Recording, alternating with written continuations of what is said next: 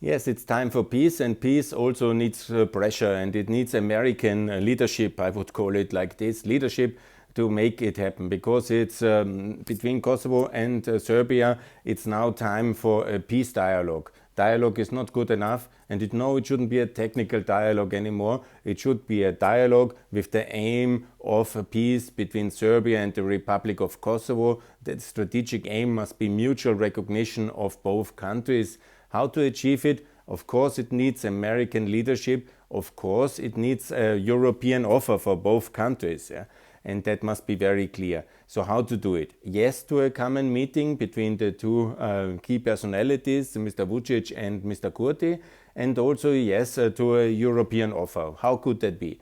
First of all three countries, including Bosnia, should join the World Trade Organization, the WTO. That's the first things the Americans and the Europeans can offer now that Russia is basically excluded of the WTO. And so the moment has come to offer this to all three countries, and they will be then coming as a package to the WTO. That's also one of the conditions for EU membership. So that's very important and can be done rather fast. And all three sides are well prepared for fast-track membership, and the world will be a much better place, and also the Balkans with WTO membership.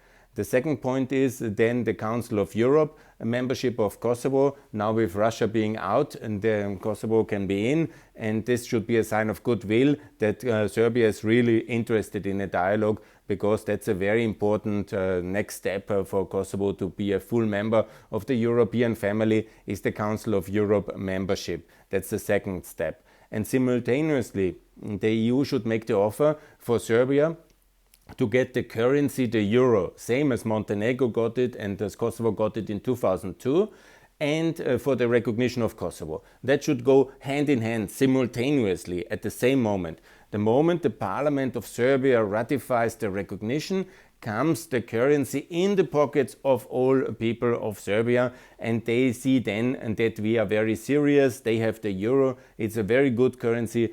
Serbian dinar has a very terrible history and is also connected already to the euro at 117 since I think 2012. So it's not a big difference in economic terms, but symbolically it's a very good thing, and we can offer that very fast.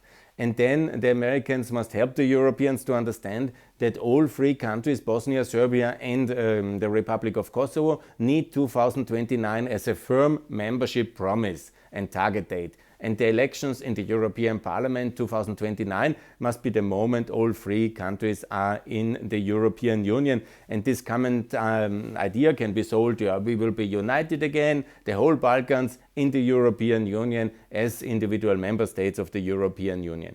Before, obviously, in 2024, NATO membership of Kosovo and Bosnia, maybe already in the Madrid summit if the Americans have some courage, which I hope, yeah.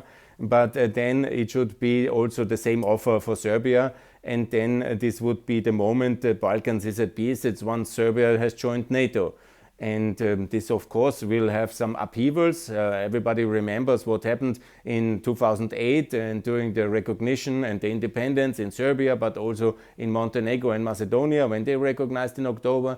So it has to be prepared, because the Russians will make a big mess in Belgrade. They will have their secret service links. They will do a lot of terrible things there. So at the moment of recognition, when we are now getting serious, it must be the euro introduced, because there is also reasonable people in Belgrade and in Serbia. They will understand that Europe is serious with them, the West is serious, and they are invited, they are welcome, they have the euro as currency, and millions of Serbs have gone to work for the euros in Austria and Germany, Italy, Belgium and France. They know exactly that this is very serious.